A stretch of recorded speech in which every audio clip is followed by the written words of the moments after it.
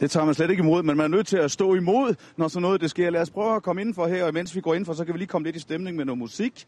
Hvis jeg ellers skulle få den til at spille. Det kan den ikke. Pyt med det.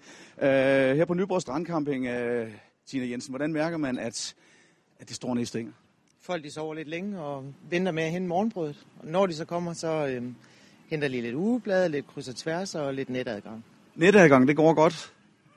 Måske for at se, om der er et sted, der er lidt varmere. Men det er ikke lige herhen? Nej, ikke lige her. Hvad sker der så ellers i løbet af formiddagen her? Flygter folk fra sådan en campingplads? Jeg tror bestemt, at mange de tager ud for at opleve noget og se noget andet. Ikke fordi det regner jo overalt i Danmark, så... Men Rosengård Center måske er et bud på, at der er mange, der tager hen. Så folk de tager ud og sjove? Ja. Er der andre måder, man kan mærke det her på campingpladsen, at det står nede i stænger? Der er selvfølgelig ikke lige så mange kunder, som der normalt er på det her tidspunkt. Så det er en stille, silende regn og stille dag på campingpladsen? Det er det. Tak skal du have.